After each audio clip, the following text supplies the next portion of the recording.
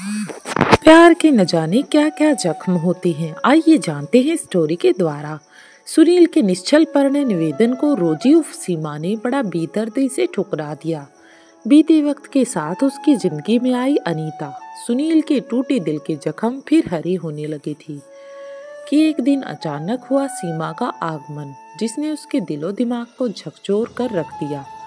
सीमा के संदर्भ में मैंने एक कविता संग्रह किया, आओ इस जर्जर घड़ी को बदल डालें शीर्षक से लिखा था, जिसकी याद अब मुझे आ रही है और अनीता अक्षरंश उसे सुनाने लगी। मेरे अपने ही शब्द आज मुझे कितने भोथरे महसूस हो रहे हैं।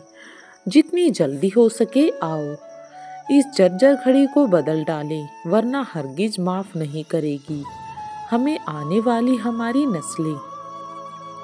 सीमा यानी अनीता की पुरानी सहेली इतनी जल्दी वह घर आ धमकेगी, वह भी मेरी गैर मौजूदगी में, यह तो बिल्कुल न सोचा था मैंने। कल शाम को बाजार में शॉपिंग करते हुए अचानक वह मिल गई तो मैं चौंक उठा, जबकि उसके चेहरे पर ऐसा कोई भाव न उभरा। सुनील, यह सीमा है, अनीता ने परिचय दिया। मेरी प्रिय सखी, बड़ी खुशी हुई आपसे मिलकर। औपचारिकता के नाते इतना कहना पड़ा, कड़वा सच एकदम से उगला भी तो नहीं जाता है। अब उसे कैसे कहूँ कि मुझे बहुत बुरा लगा। किसी हसीन लड़की से भला साली का रिश्ता जोड़ने पर कौन खुश होगा, निसंकोच सीमा ने कहा और हंस पड़ी। वह 3 साल पुराना चेहरा, वही रूप रंग, कातिल अदा, मोतियों से चमकते दांत और कुदरती गुलाबी होठ, उसी तरह गालों को घुमाती 2 आवारा लटी। कुछ भी तो नहीं बदला था वह। हाँ, उसका यह नाम जरूर पहली बार सुना और अपनी बात पर स्वयं ही खिलखिला उठना कतई न सुहाया। मन में दबी नफरत की चिंगारी भड़क उठी और साली का संबोधन अंगारे की तरह अंदर जलाता चला गया। अच्छा मैं चलूं अनीता, सहसा वह बोली। मैं उससे पूछना चाहता था कि तुम ऐसे कह देने भर से क्या तुम छूट जाओगी और मेरी यादों के विश्वास पर तुम्हारे चरित्र के दाग मिट जाएंगे? ऐसे भी क्या जल्दी है, अनीता ने कहा। इतने बरसों बाद तो मिली हो, घर चलो, आराम से बैठो, बात करते हैं। फिर कभी आऊंगी, अभी जल्दी में हूँ, अपना पता दे दो। अनीता ने उसे अपना विजिटिंग कार्ड थमा दिया और वहां से चलने लगी। रात भर मैं यही सोचता रहा कि उसने अनीता के सामने ऐसा क्यों जताया कि हम पहली बार मिले हैं। क्या वह मुझे उस पत्र से ब्लैकमेल करना चाहती है, जिसमें प्रेम के साथ साथ मैंने उससे विवाह करने की इच्छा भी जाहिर की थी। ऐसी लड़कियों का भरोसा ही क्या है। आज सारा दिन ऑफिस में भी दिमाग यही सोचकर अशांत रहा। शाम को थका हारा घर लौटा तो अनीता ने ठंडे पानी के साथ गर्मा गर्म खबर दी। दोपहर में सीमा आई थी मुझसे मिलने के लिए। सुनते ही मैं सोफे पर से उछल पड़ा, कई सवाल दिमाग में कौंधे। क्यों वह मेरे शांत व सुखी घरेलू जीवन में तूफान आने पर तुली है? अनीता अब तक माँ नहीं बन सकी तो क्या हुआ? दोनों में अच्छा तालमेल तो है, रहने की तलाश में है बेचारी। अनीता ने बताया अपने पड़ोस में खाली पड़ा मकान तय करवा दिया है और कह रही थी प्लीज जीजा जी से सिफारिश करके कहीं काम पर रखवा देना। मैं बोला देखूंगा नहीं, अनीता ने जोर दिया, उसे सर्विस दिलानी है, वह आपकी बहुत प्रशंसा कर रही थी। क्या कह रही थी मेरे बारे में?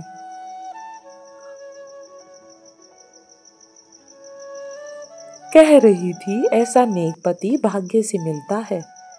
पत्नी के होठों पर मंद मंद मुस्कान देख मेरा चोर मन बोला कि निश्चय ही यह सब कुछ जानकर अब मजा ले रही है। शौक और चंचल है ना, इसलिए मजाक भी कर रही थी।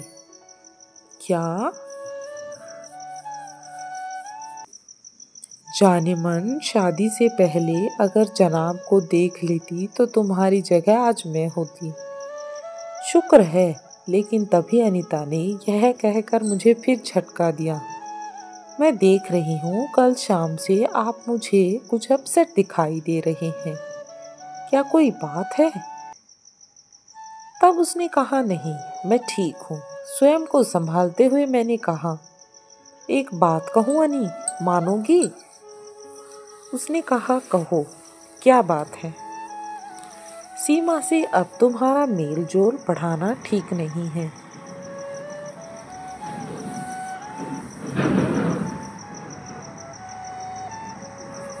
उसने पूछा, क्यों? वह सकपका गई। क्या दोष है उसमें? दोष यह पूछो क्या दोष नहीं है उसमें? पर इतना कह न पाती हुए मैं बोला, हमारा सतर उससे। अनीता ने कहा, ये तो कोई बात नहीं है। आखिरकार वह मेरी पुरानी दोस्त है और दोस्त के बीच में कभी भी स्तर नहीं किया जाता। इस विषय को बदलने के लिए मैं कपड़े बदलकर हाथ में रिमोट लेकर टीवी खोलता हूँ। पर यह क्या, मुझे तो हर चैनल पर सीमा मौजूद दिखाई देती है। झल्लाकर रिमोट मेज पर रखते हुए अपनी पत्रिका उठा लेता हूँ। उसके भी प्रत्येक चेहरे पर वही दिखाई देती है। बस फिर क्या था, पत्रिका मेज पर पटक देता हूँ और अपने दोनों पैर मेज पर फैलाता हूँ और सिर सोफे पर टिकाते हुए पलके मूंद लेता हूँ। तो सीमा नहीं, रोजी का चेहरा सजीव होने लगता है। मुंबई के प्रिंस होटल की रजत जयंती का मौका था और उस रात होटल में एक डांस रखा गया। कार्यक्रम शुरू होने में अभी कुछ देर थी। मैं डिनर लेकर अपनी मेज पर अकेला ही कॉफी पीने लगा। सहसा दो नारी सवरों ने चौंका दिया। कनखियों से उधर देखा तो बस देखता ही रह गया। वह दो नवयुवतियां एक मेज पर बैठी नजर आई। उनमें से एक सावली सी गतराए बदन की बिल्लोरी आंखों वाली लड़की थी, जिसने कत्थई रंग की सुंदर मैक्सी पहन रखी थी। दूसरी पहली बार में ही असामान्य लगी। गुलाबी साड़ी ब्लाउज में सजा सवरा उसका मदमस्त यौवन लोगों के दिल में कहर ढा रहा था। कुछ एक क्षणों के लिए तो मेरा दिल भी थम सा गया। या लगा मानो वह नृत्य प्रोग्राम के बजाय किसी सौंदर्य प्रतियोगिता में भाग लेने आई है। बियर के जाम पर नाचती हुई उसकी उंगलियां देखकर किसी नाजुक टहनी पर अधखिली कलियों के मंद मंद हवा में हिलने का भ्रम हुआ। उस गुलाबी सुंदरी को अपनी सखी के साथ इस तरह अकेले बियर पीते देख मैंने उसे बड़े घराने की मॉडर्न लड़की ही समझा। वह जितनी सुंदर उतनी ही चंचल होगी। मेरा ध्यान अब तक उधर क्यों नहीं गया, इसका अफसोस तो हुआ, लेकिन साथ में ताज्जुब भी कि वो दोनों डांस में मुझे अपना पार्टनर बनाने को आतुर हैं। प्रोग्राम शुरू होने जा रहा है। जिनके पास निजी पार्टनर नहीं है वो हॉल में बैठे लोगों में से अपना मनपसंद पार्टनर ढूंढने लगी। कत्थई मैक्सी वाली को एक मनचले युवक ने आमंत्रित कर लिया। गुलाबी रूपसी को उसका ऑफर ठुकराते देख मुझे एक अनजानी खुशी महसूस हुई। सहसा तभी होटल मैनेजर ने स्टेज पर ताली बजाते हुए लोगों का ध्यान खींचा और माइक में बोला, लेडीज एंड जेंटलमैन, जैसा कि आप सब जानते हैं, आज हम इस प्रिंस होटल की सिल्वर जुबली मनाने जा रहे हैं। पिछले अनेक सालों से निरंतर हम आपको जो अपार स्नेह व भरपूर सहयोग देते रहे हैं, उसके लिए यह होटल आप सबका आभारी है और आशा नहीं पूर्ण विश्वास है कि भविष्य में भी हम आप सभी का इसी तरह सहयोग मिलता रहेगा। आज के स्पेशल डांस प्रोग्राम में सर्वप्रथम आप बाल रूम डांस का लुत्फ उठाएंगे, फिर टैप डांस का और अंत में ऑर्केस्ट्रा की धुन पर तेजी आ जाएगी जो हर पल बढ़ती ही रहेगी। आखिर तक इस तीव्र धुन पर नाचने वाला जोड़ा आज के डांस प्रोग्राम का विनर प्राइज हासिल करेगा। और इसी के साथ हॉल में तालियों की गड़गड़ाहट गूंज उठी। नृत्य आरंभ हो गया। ऑर्केस्ट्रा की धीमी व मीठी धुन हॉल में रस खोलने लगी। चारों तरफ एक अजीब सा उन्माद छा गया। जवान क्या बूढ़ी भी एक दूसरे की कमर में बाहें डालकर थिरकते हुए डांसिंग फ्लोर पर डांस कर रहे थे। रात के उस दौर में शराब और शबाब का अनूठा मेल पाकर मेरा सूफी मन भी उसमें डूब जाने को मचल उठा और उस गुलाबी प्रिया को यथावत बैठी देख मैं प्रसन्नता से झूमता चला गया।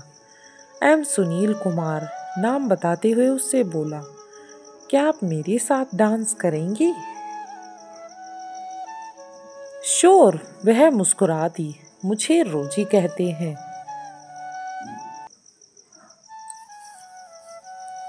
तब उसने कहा, वेरी गुड। मैं चहका, आपके पेरेंट्स ने बहुत सोच समझकर यह नाम रखा होगा। रोजी ने कहा, नहीं, ऐसा नहीं है, और उठकर अपने खूबसूरत एवं नाजुक हाथ बढ़ाते हुए बोली, आइए डांस करिए। कहीं फिर न चूक हो जाए, इसलिए प्यार से उसका हाथ पकड़ते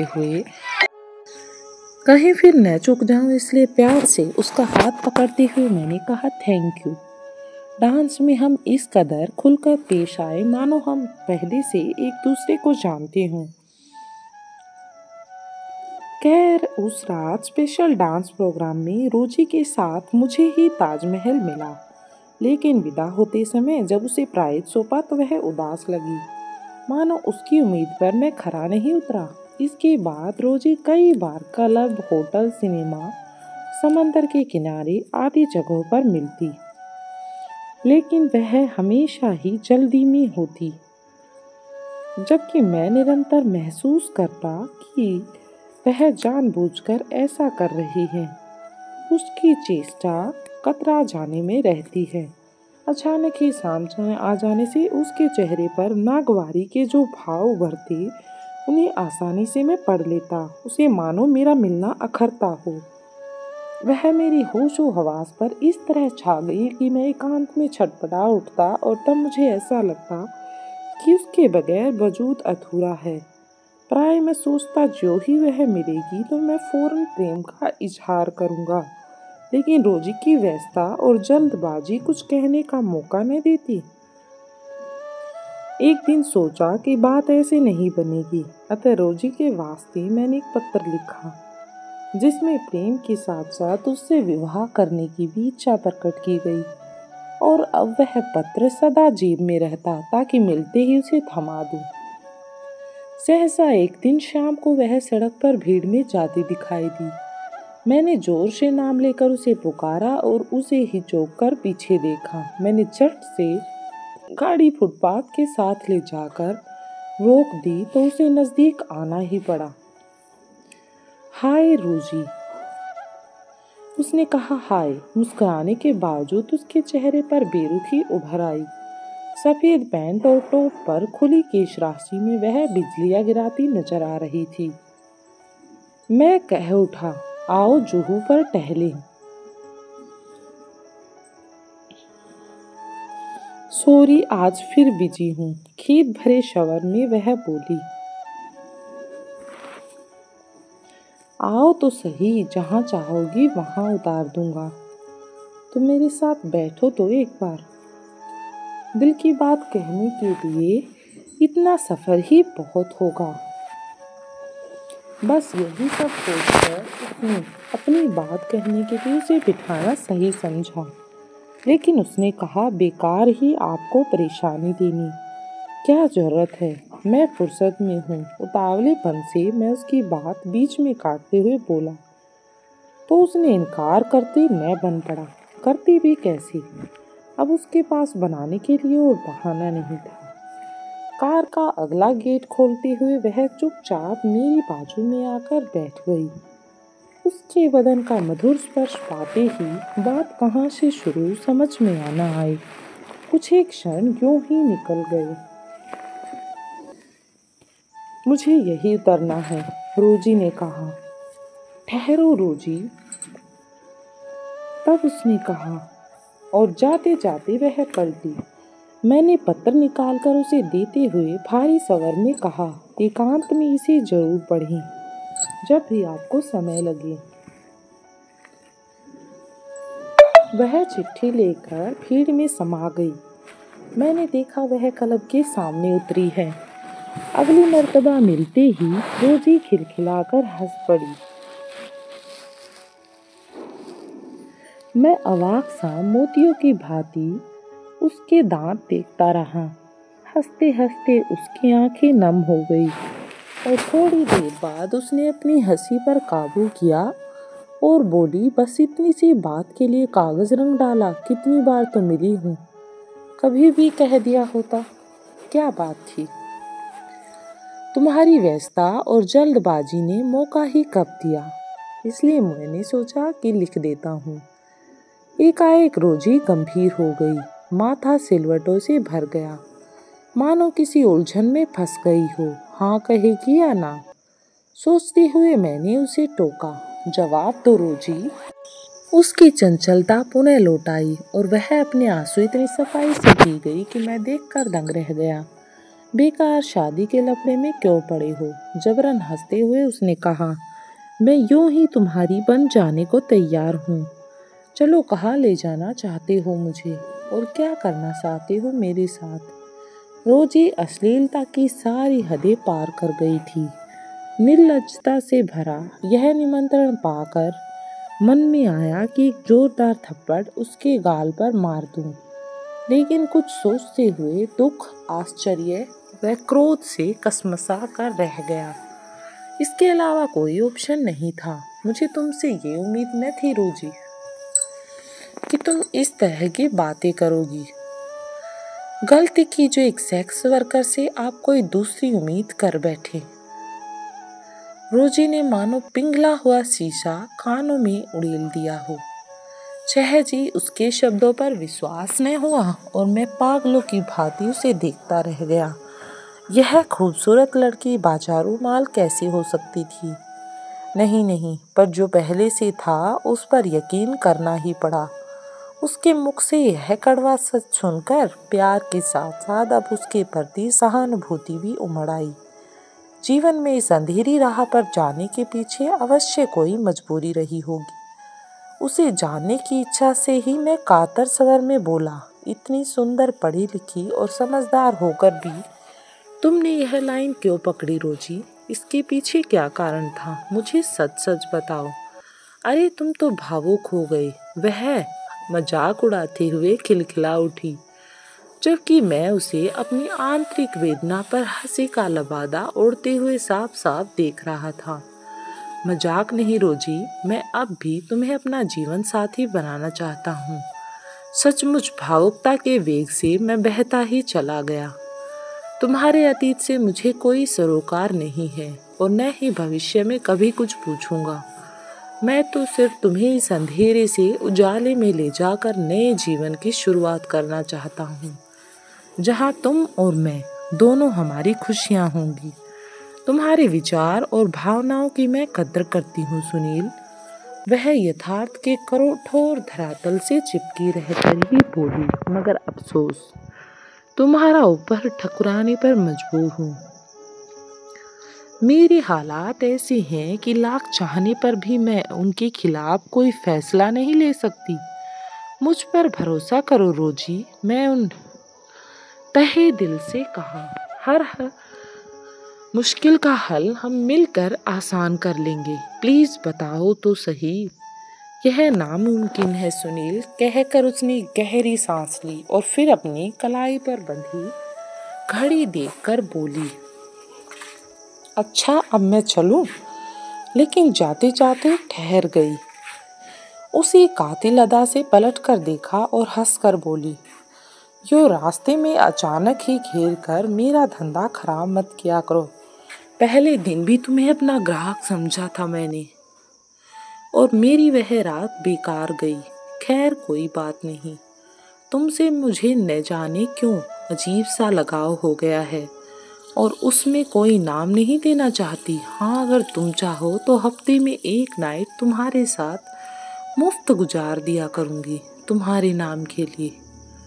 तब उसने गुस्से में कहा, रोजी क्या हुआ? अनीता किचन से बाहर आ गई।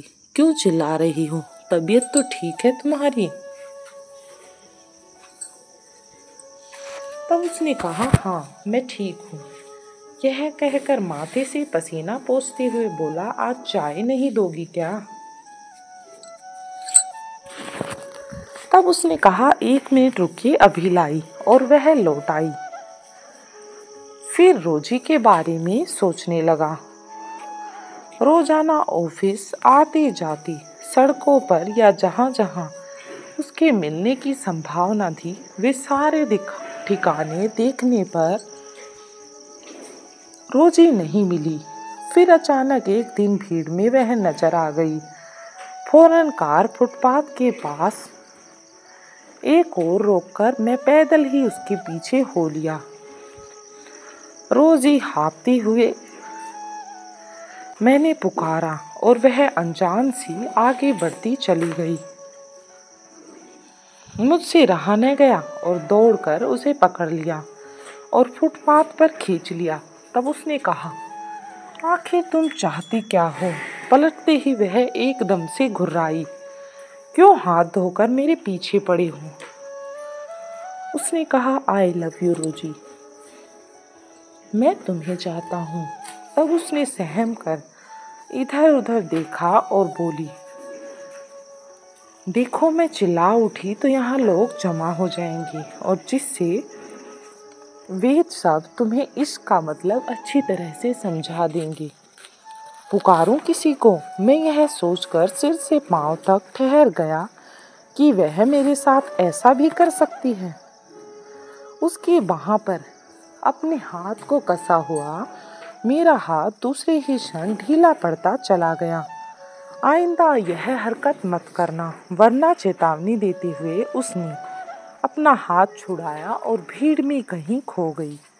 मैं पागलों की तरह उससे खड़ा रह गया। उसके बाद रोजी कभी नहीं मिली और न ही कभी मन में उससे मिलने का ख्याल आया। जब कभी भी उसे लेकर मन घृणा से भरता तो मैं कविता के सहारे उसे हल्का कर लेता। काशीपुर में दीदी की ससुराल है और वह अक्सर फोन करती रहती कि तेरे लिए एक लड़की देखी है, कभी भी आकर हाँ ना बता जा। माता पिता के बरसों पहले गुजर जाने के बाद इस जहान में वही तो है। उनकी यह बात न रखी तो वह भी मुंह तोड़ देगी। सो मैं 1 माह की छुट्टियों के लिए काशीपुर आ गया। वहाँ पर दीदी ने मेरी पसंद को ध्यान में रखा। लड़की देखते ही रिश्ता पक्का हो गया। जीजा जी तो मानो पहले से ही पूरी तैयारियां कर बैठे थे। उन्होंने तो जल्दी से अनीता के साथ चट मंगनी पट विवाह होते ही मैं अनीता को लेकर हनीमून मनाने के लिए नैनीताल जा पहुंचा। ऊंची ऊंची पर्वत श्रेणियों से घिरा नैनीताल का सुंदर इलाका, झील, हरी भरी वादियां। न चला कि छुट्टियां कब गुजर गई। हम दोनों एक दूसरे के इतने करीब आ गए जैसे बचपन से साथ रहे हों। नैनीताल से काशीपुर के इन दिनों दीदी के यहाँ रहकर हम मुंबई आ गई। उन दिनों की बात है जब गुप्ता एंटरप्राइजेज ने पुणे में भी अपनी ब्रांच खोली। चूंकि कंपनी के मालिक मेरी कार्यकुशलता व ईमानदारी से पूरी तरह संतुष्ट थे, इसलिए यहाँ की जिम्मेदारी भी मुझे ही सौंपी गई और यहाँ मुंबई के मुकाबले मुझे ज़्यादा सुविधाएं मिली। अनीता के साथ पिता न बन पाने के बावजूद चैन से हूँ। उसकी बच्चेदानी में इन्फेक्शन है। डॉक्टर का कहना है शीघ्र ही उसे ऑपरेशन द्वारा निकाला नहीं गया तो अनीता की जान को खतरा हो सकता है। कल शाम से सीमा ने हमारे दाम्पत्य जीवन में हलचल मचा दी है। समझ में नहीं आ रहा कि आखिर वह चाहती क्या है। ऐसी बाजारू लड़कियों का भरोसा ही क्या, अपनी इज्जत तो नीलाम करती ही हैं, दूसरे की भी मिट्टी में मिला देती हैं। सीमा अगर अनी से कह दे कि 3 साल पहले मैंने उसने केवल पत्नी बनाना चाहा था, बल्कि उसके द्वारा विवाह का प्रस्ताव ठकुरा देने पर बुरी तरह अपमानित भी हुआ था, तो क्या मैं उसकी निगाह में ठहर पाऊंगा? अगर सीमा ने कहीं अनीता को वह पत्र दिखा दिया तो मैं क्या जवाब दूंगा? अगर उसने यह भेद छिपाने की कीमत मांग ली तो कैसे अदा करूंगा। उफ। यही सब बातें मन में चल रही थी। बेशरम कमीनी, क्रोध में मैं बड़बड़ा उठा। किसे विभूषित किए जा रहा है महोदय? चाय नाश्ता ट्रे में लाते हुए अनीता ने पूछा। तो मैं हड़बड़ा गया, मानो रंगे हाथ चोरी पकड़ी गई हो। क्षमा करें, बंदी से भूल हो गई, अपने खास लहजे में उसने चोट की। सॉरी। उसकी स्वीट से क्षमा मांगकर भविष्य में ध्यान रहे, वह महारानियों की तरह मुस्कुराई।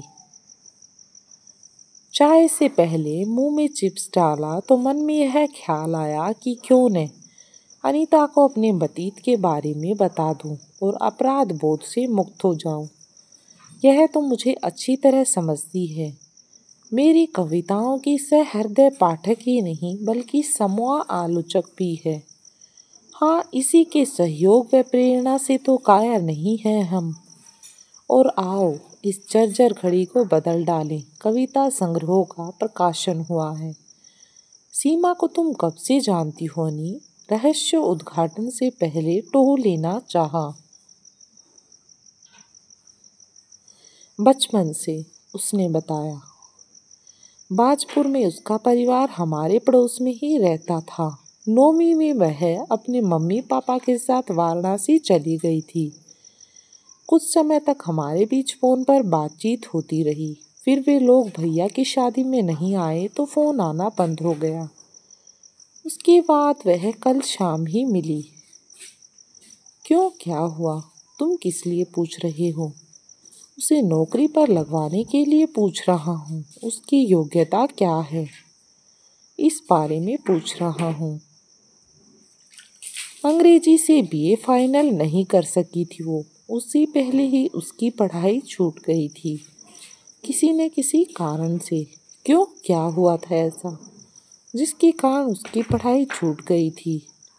हीरोइन बनने की गरज से अपने प्रेमी के साथ मुंबई भाग गई थी और फिर स्टूडियो के चक्कर लगाते लगाते हताश होकर उसने घर लौट जाने का फैसला कर लिया।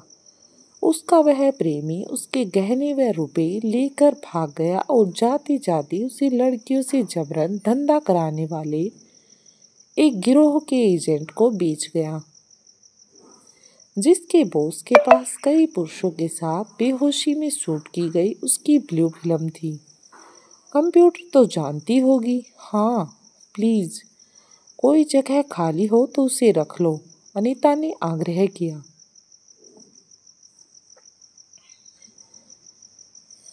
मैं हंसा। वह भी फ्री में? उसके पास देने को है भी क्या? किस कारण से और किस वजह से देता वो है जो हमारे पास नहीं? तो फिर देना ही क्या मतलब? अनीता चौंकी थी। उसे कुछ समझ नहीं आया। कोक, माँ बनने का सुख। वह भी हंसी। तो पापा बनने को व्याकुल हो, मैं जानती हूँ, लेकिन क्या किया जा सकता है? अनी, क्या तुम उसे स्वीकार कर सकोगी? कहीं वह मुझ पर अधिकार न जता ले। क्या तुम इस बात को सहन कर पाओगी? सीमा के संदर्भ में आओ इस जर्जर खड़ी को बदल डालें। संग्रह की शीर्षक कविता याद आ रही है मुझे और वह अक्षरश उसे सुनाने लगी। दीवार खड़ी में थर थर काँपकर आगे बढ़ती हुई सुइयों को निहारते हुए चुपचाप मैं सुनता रहा उसकी आवाज, और अंत में बोला, स्पष्ट करो, क्या हुआ है? तब उसने बताया कि सीमा ऐसी है। यह जानकर भी आप उसे अपनाने को तैयार हो गए थे। तो मैं दंग रह गया, यानी मुख से बमुश्किल निकला। हाँ, आज दोपहर सीमा सब कुछ बता गई थी मुझे। अपराध बोध से मैं दब गया। मुझे तो यकीन नहीं हो रहा था लेकिन उसने आपको ठुकरा दिया, क्यों? कभी सोचा आपने कि इसके पीछे क्या वजह रही? हाँ, कई बार सोचा था पर किसी नतीजे पर न पहुंच सका, इसलिए बार बार सोचना बंद कर दिया। दरअसल वह आपसे बेहद प्रभावित हुई थी, अनीता बोली। उसे एक अजीब सा लगाव हो गया था आपसे, जिसे वह कोई नाम नहीं देना चाहती थी। और एक बात थी कि आपकी भलाई भी उसके पाँव की जंजीर बन गई थी, जो कि उसके लिए और ज़्यादा मुश्किल पैदा कर रही थी। अनीता ने एक नया रहस्य खोला तो मैं बोला, उसे और स्पष्ट करो। लड़कियों की नज़रबंदी के लिए तैनात सुरक्षा गार्ड अगर आपको सीमा के इर्द गिर्द ज़्यादा समय तक देख लेते तो आपकी जान चली जाती। इसलिए जानबूझकर सीमा ने आपके मन में अपने प्रति नफरत भर दी, ताकि आप वहां से चले जाएं और दूर हो जाएं।